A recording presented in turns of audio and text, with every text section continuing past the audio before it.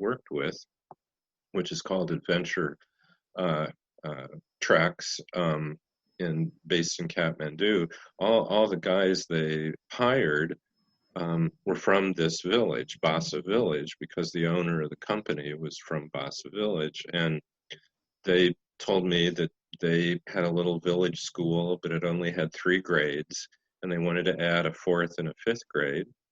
And if I would raise or donate $5,000, that would be enough money to buy the materials to add 2 classrooms and pay 2 teachers' salaries for 3 years. The teacher salaries were $40 a month. And so I did. Wow. And then that was just the start, because in Basa, there's no running water, no electricity. They cook and heat over open fires in their homes. So it was very, primitive by our standards. I mean, they were basically living the same way as they did 1,000 years ago. No modern technology whatsoever, no TV, no radio, no telephone. There weren't even any vehicles with wheels. Like they did their farming with hand plows or pulling a plow behind a water buffalo. So Wow. I visited the village, and the people were just lovely, just sweet, kind. And then after the school, we did an electrical project, so the village now has electricity. Then we did a water project, so there's running water, not indoor plumbing, but each home has a tap outside of the house, and computers eventually for the school, smokeless stoves for the homes, and just our last project was a medical clinic in the area. So, that's it became a major part of my life. And I stepped down as president of the foundation 2 years ago, but I'm still on the board, and the foundation is still very active. And we send somebody from the foundation back to visit Basa every year, check on the projects, stay in touch with the villagers. And I've written 2 books about sort of how my relationship with Basa Village developed, and the way I see it, how to do that kind of development the right way. And I've taught classes at 2 different universities that really came out of my experience of thinking through how do you work with with a community that is so undeveloped. And one of our principles that I developed was that the local people should own all the projects ultimately, and they should do all the work. So the school, the villagers built the school, the electrical system, they build it. And they have a school board, and they have a utility board, so that they own it, they run it. And we basically just supplied the financing and any engineering expertise that was needed in terms of drawing up plans, that kind of thing. But I think it's very important in really any kind of charity sort of work, philanthropy, projects, that the people that are supposed to benefit from it own it. Because if it's just done by outsiders and we impose, our way on them and our values, and they just remain dependent on us. So long-winded explanation or answer to your question. I love it. It really sounds like you not only change the lives of a lot of people there, but you also show them how to move forward and carry it on without you physically being there every day with them. Well, that's right. But I also have to say that we, myself and the many people that have gone with me to Basa since 2008, we have gained from them, because they have a really unique and beautiful approach to life. They think that God, spirit, is in everything, everywhere, um, and which gives them this really delightfully responsible attitude, not only towards other people, but to the natural world.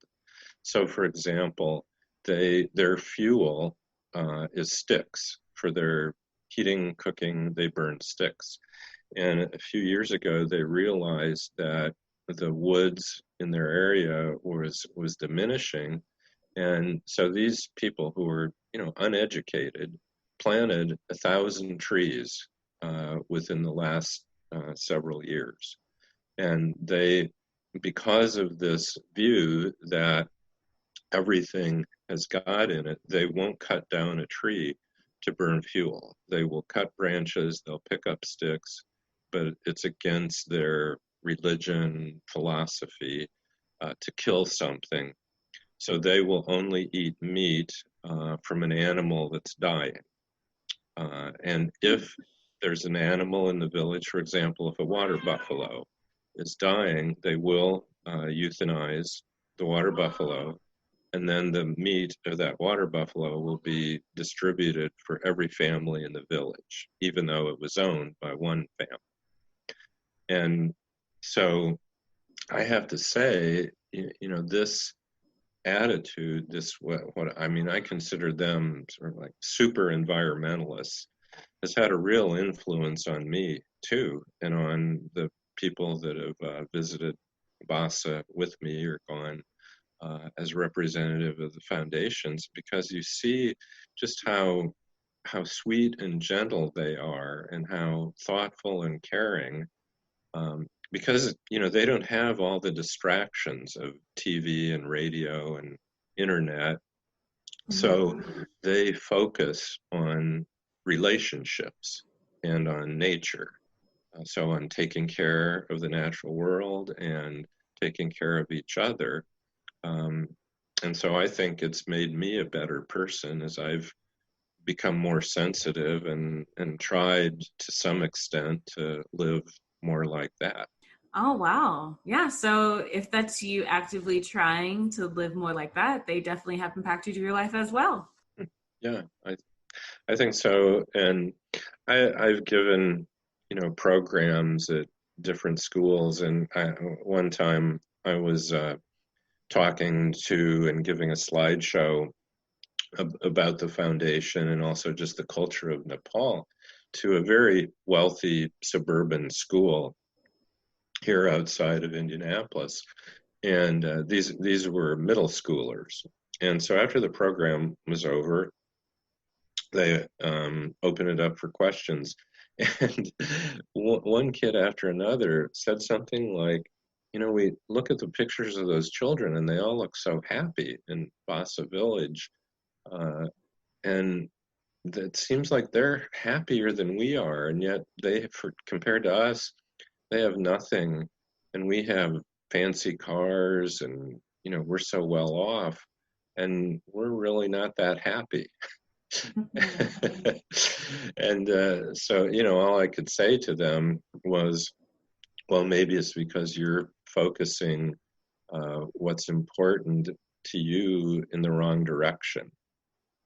Because having a fancy car, yeah, that's cool. I mean, it is neat to have a nice car, but is that going to make you happy long term? No, of course not, because the car is going to get old. And so, what does last long term is your own internal sense of worth and your own your relationships with other people, the people who will be your friends, your family, your business associates, your employer, your employee, who have the people that you're in relationship, having positive, respectful, caring relationships, as well as having a positive, respectful, caring relationship with yourself, that's where you can look to find greater happiness than just in material things. I like that. And I think it's the idea of, or more like the concept roots from the act of traveling, being able to go to other countries and see how other countries, cities, wherever, not your hometown, basically experiences life. That's, travel is definitely one way to make you more than what you are. Traveling makes you more than what you are.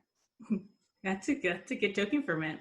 So what's next on the travel adventures? Well, I don't have anything planned right now. I'm actually working on another book, which is not about travel at all. It's a novel. And when I get wrapped up in the writing, I just focus so much energy on it. It's eventually I'll need to get away, need a break. And so when I come to that point of either the book is finished or it's okay, I just have to turn my laptop off and do something else for an extended period of time. What gave you the idea to write a novel rather than a travel book? Well, I've written 2 novels. I've written 10 books total, and 2 of them are novels. And actually, what inspired this novel was the demonstrations, some of which have turned into riots, but about police brutality, and then combined with the pandemic, that our country right now is in just such a mess. It inspired me to want to say something that would ultimately be positive. The conceit of the novel is there's this old guy and he's in prison, and he's telling his young ACLU lawyer why he attempted to assassinate the president.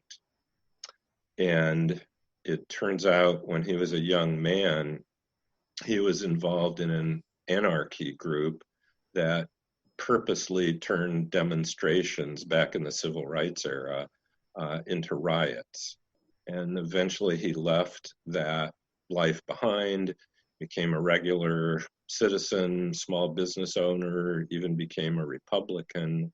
But then when the riots that we've been experiencing in May of this year happened, it set off sort of a PTSD reaction in him.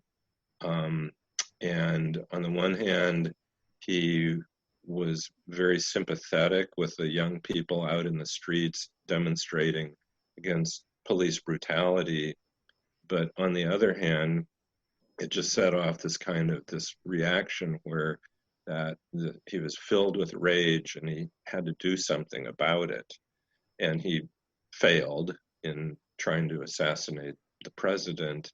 And after that, his personality just kind of split. But then in prison, is reforming, and he's looking back on his life, trying to explain why he went down this terrible path initially, and then became a good, upright citizen, and now how he's trying to talk to younger people, particularly this young ACLU lawyer, about what he's learned from this very sort of strange, almost schizophrenic life.